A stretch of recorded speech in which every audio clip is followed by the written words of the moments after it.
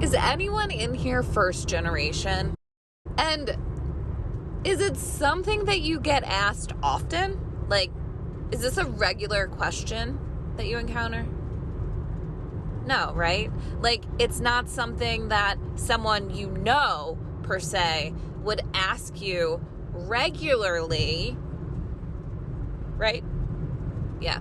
So my mentor, who I've been working with for at least 2 years and have had one-on-one sessions with him regularly for an extended amount of time, asks me almost, well, at least 3 out of 5 sessions whether or not I'm first generation. First, I would say, you ask me this all the time. And then he would follow it up with, Amanda, I'm about to be 80 years old. Plus, I survived the 60s, meaning that he's done a lot of drugs. I start to do the bit.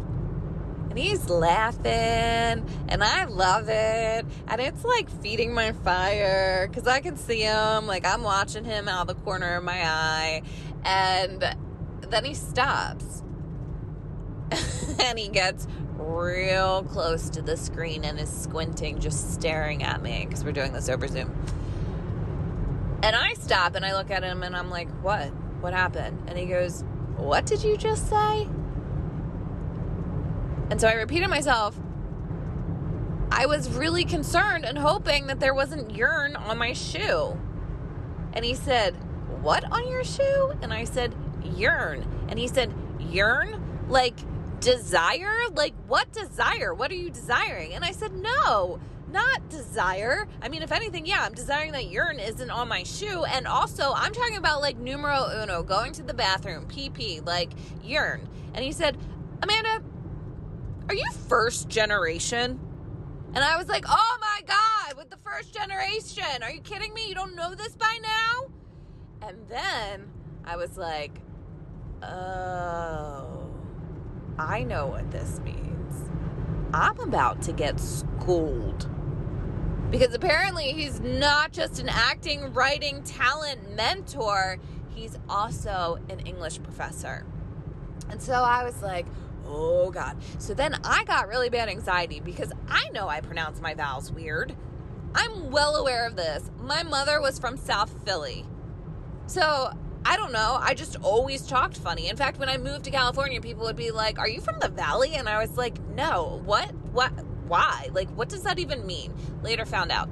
And so I was just really hoping he wasn't going to make me pronounce my vowels. That's all I had going through my head, like, please don't do it, please don't do it. And then he goes, Amanda, sound this out for me. And I was like, oh, shit.